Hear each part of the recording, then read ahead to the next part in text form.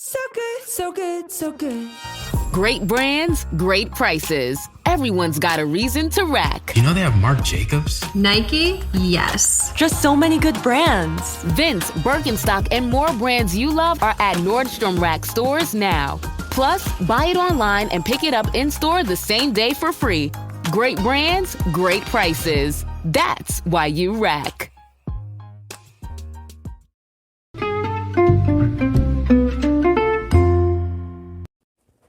Hi, everybody, and welcome to the Dr. Psych Mom Show. Today, I'm going to be talking about why your wife is obsessed with your dog or your cat or your other animal. And this is a common thing that I hear, so I wanted to do a podcast about it. And before that, I will tell you to subscribe. My most recent subscriber episode was... let's see what it was. It was, sure, don't live parallel lives, but also don't be a two-headed codependent hydra. So that one promises to be very good for the people who tend toward being a two-headed codependent hydra. And 200 other awesome episodes. Okay, so I hear often that the wife will cuddle with the dog, but not with the man. Or she's obsessed with the well-being of the dog, but she doesn't even ask about my day. And sometimes I hear it from women, that the man is obsessed with training the dog and taking the dog to the dog park and like all these things, but is not nice to the woman. It is a lot easier for avoidant people to be into animals. I mean, I could just end the podcast right there, but the point is that, all right, I'll give it to you a few different ways. All right, so let's say a best case scenario. Your kids get older, your wife always loved babies, now she's going to make the dog or any other animal a baby, and that is totally normal. You do not understand the impact of evolution on her psyche if you don't think this is normal after listening to so many of my podcasts. It used to be that by 40, she would have so many grandchildren already. That's how we're wired, and she would be always taking care of babies. But now, kids are not supposed to have their own kids as early as they're teen or 20. Like when they are like 14, they're supposed to be going to high school. They're not supposed to be having a baby. But that does not mean that your wife in her 40s does not still miss babies and that she isn't wired to still want to take care of babies, because she is. So when she's in her 40s, 50s, she still has these impulses. Even if she's been through menopause, you still want to take care of a baby. A lot of women, especially if they love babies, the caretaking just goes away for like everything but babies, because babies we are wired to take care of so that they survive. It's like a super strong impulse. So so your kids are older, that you don't have grandkids yet, or the grandkids live far away or something. And so she has like a deficit, and you're like, well, why can't she just fill up that deficit with having sex with me? Because that isn't real life, that's just not going to happen. She has a caretaking deficit for a small, vulnerable being. And if it isn't a baby, it's going to be a dog. And if it's not a dog, it's going to be a guinea pig, like for myself. Although you do need to get those in pairs because they are social animals. So 2 guinea pigs. But the point is, and we also have other pets, by the way. We have gerbils, we have a snake, we have a gecko, we have like lots. Those are the ones we have. But the point being that she cannot just fill up her time with having sex with you or hanging out with you or whatever. And if you wish that she did, then you're the preoccupied attachment partner and she's the avoidant partner. But even in a securely attached relationship, if she loved babies and she's wired to love little vulnerable things and she's specifically like that, then she's going to want to take care of a pet if she doesn't have a grandchild, And I already have a podcast on your wife may be a far more involved grandmother than you think, which I'll link to be relevant to this one, because now there's that cool feature where I could just click on podcasts that you should listen to if you listen to this one. So I'll link to that one. You can see that if you're using the Spotify app, I guess. But even if she doesn't have grandchildren, she may be a far more involved pet mom than you think. And so the best case scenario is for 2 securely attached people to both get into the pet and take the dog to the dog park and take the dog to the vet and hang out with the dog. because it could be another empathic rupture, like the baby stage is an empathic rupture if the woman doesn't feel that the man is into it enough and supportive enough. And it's the same thing. If she gets a dog and you're not into it enough, she's going to be just as upset. That's even for securely attached people, right? If she's the preoccupied attachment partner, then A, you're not listening to this podcast, she is. But so I'll speak to you directly. Preoccupied attachment woman, yeah, get like 15 pets, because that helps you, because he's avoidant, right? So he doesn't want to hang out that much. So he can golf and you can hang out with the dog. I mean, there's a lot of couples that realize that, and then they are much happier. And then when grandkids come along, if they come along, then you can hang out with them all the time. They could be at your house constantly because he just wants to do his own thing anyway. So that's kind of like the sweet spot of being married to an avoidant man, as I hear from older women, is he does his own thing, but your hormones have gone down. You don't really care. Like you may have certain things you want him to do, travel with you or go out, socialize or whatever. If he does those things, then many women who used to be preoccupied attachment are like, all right, go do you, boo, because I got the pet, I got the grandkids, I got my friends and whatever. And I have podcasts about that too, why many preoccupied attachment women stop pursuing in their 40s. But if they don't leave at that point, then they make peace with the dynamic and they start to really play it for all it's worth. There's a lot of positives to being married to an avoidant man if you don't care about romantic connection anymore, because it's a good companion when you need him. You don't have to break up the family and you can literally do anything you want. It's kind of like being a widow, and many women thrive in widowhood. But the problems come when people have differing expectations for what, your older years are going to look like. But the avoidant person is, newly valuable if you are just looking to do your own thing.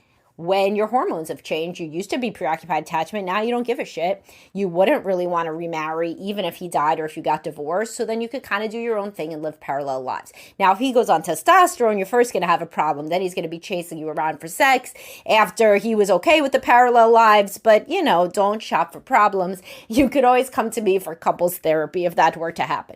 But back to the guys who are listening to this podcast, who are the preoccupied attachment guys. Avoidant people love pets. Why? They don't talk. That's like 90% of it. They don't follow you around and literally ask you what you're thinking. And then they are just a source of love without pressure. There's no pressure. You don't have to have sex with them, obviously. You don't have to, again, talk about your feelings. It's a very straightforward relationship. It's a straightforward, affectionate relationship. You do what's expected of you, and then you can leave. If you want to travel, you can get a dog walker. Or you could board your dog, or you could have a dog sitter, but the difference is that you cannot, as an avoidant attachment person, much to your chagrin, just tell your spouse, I'm leaving, I'm going to Europe for 2 weeks, and I'm just going to get you a sitter here to stay at the house, because a preoccupied attachment partner is like, no, we're married, you have to take me, I'm a human, blah, blah. So, it's totally different, but the dog doesn't say that. Maybe he would if he could, but he can't. So then the avoidant attachment partner feels like it's all upside, all reward. And if they are somebody who likes going outside, the dog is great for exercise, dog is great for socializing, all of these things. And the biggest one is there's no bad feelings toward the dog. There's no history of empathic ruptures. There's no history of drama and bitterness and unresolved expectations. And then for the avoidant woman as she gets older, again, it's so big that the dog does not, to our knowledge, want to have sex with you. That is like really a big deal. So that's it. And that is the explanation. And now what do you do about it? Well, if you want to make your life good, she's not going to get rid of the dog. And so instead of saying, oh, she cuddles with the dog all the time and not with me, why not be happy that she's happy and then leave the dog in its own bucket as something that she loves and try to work on the relationship separately without being resentful and nasty about the dog. Every time you make a nasty comment about the dog, she hates it. She hates it almost as much as if you made a nasty comment about the kids. So a lot of my stuff about kids you can kind of use to be understanding of how she feels about the dog. If you want to work on your relationship, I had a podcast also, you can only link to, so I'll just tell you this one, you could look it up. The odds of me remembering any of these to link are low, but but there's another podcast about how like you shouldn't make it a competition between you and the kids. You'll always lose. Don't make it a competition between you and the dog either. Make it like that she can say yes to both things. So instead of saying, why do we always have to take the dog on a walk? Because the dog always pulls and then we can't have a nice walk and then we can't talk. Blah, blah, blah. Do you care about the dog more than you care about me? And all these things that I hear people say in session. Instead of that, why not say, oh, take the dog for a walk in the morning and then let's go to lunch. And then take your own walk. Like I say all the time, work on yourself. If you're the preoccupied attachment partner, God knows you can work on getting your own life and working on your own self-development, your own hobbies. Get a group to walk with if she doesn't want to walk with you. Or chillax and walk with the dog. Who cares? You know, like act like it's one of your kids. If one of your kids had a dog, if one of your adult children had a dog, and they said, and you're on a visit, and they said, let's take the dog for a walk, you wouldn't make a problem. You would just go on the walk, hopefully. If you want to maintain a relationship with your children, that's what you would do. So do the same thing about this. So many marital problems could be resolved by one person, the person who always literally starts fights, because that is what preoccupied attachment partners do. They literally start the conflict. Yes, the other ones withdraw and are cold and difficult. I talk about that all the time. But the reality is the preoccupied attachment partner, if they didn't start a fight, that there would not be a fight at that exact moment. So one of my favorite sayings, you don't have to attend every argument you're invited to. She wants to take the dog for a walk. Say, have fun, honey. Have fun. You're such a good dog parent. You know, like I always tell you to compliment the women about being a good mom. Say, you're such a good dog mom. You know, that's a really big deal to people who are really into dogs or cat mom or whatever. So the point is, try to work on your relationship separately. Don't make a zero-sum game between you and the dog. And you know what? If she's sitting with a dog, a lot of guys, by the way, that say, oh, she picks the dog over me. When I actually ask what happens, you know what happens? She sits with the dog and there is space on the couch, but he just in a huff goes and sits on the chair to make a point. What point? That you're just, can't roll with anything, that you're rigid, that you're difficult. That's the only point you're making. Never once has she said, okay, come here instead of the dog after you huff away. So can you both sit there with the dog? I bet you can. Do not make the dog into the thing that you have to fight about. Because I'll tell you, if you finally got her to get rid of the dog, you would be next. She would be so upset. This would be a massive rupture. I hear people talk in session all the time about being forced or kind of guilt trip to like give away a dog, a horse, a cat, like any animal, because the partner felt that it was taking up too much time or too expensive or whatever. And people don't get over that easily. They really do not. Now, on the other hand, there are these people that keep hoarding animals, and real, like not animals that live a few years, like animals that are going to live a long time. Then you end up with like 5 dogs. You should get into couples counseling immediately. If you already have multiple dogs, like I understand that, dog wants a friend.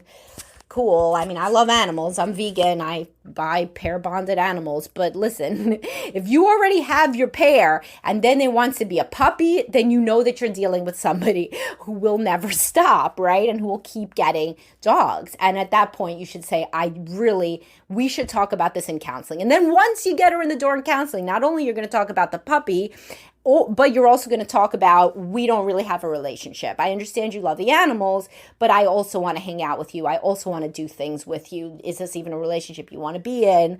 And you could talk about things like that. And the intimacy, I'm sure, is totally not there. And so you got to be able to talk about it without making it you versus the dog. All right, I hope you guys enjoyed this. For the segment of the population that this applies to, it will be very useful. For everybody else, you could say, thank God, one problem I do not have. And I will talk to y'all later. Have a great day, guys.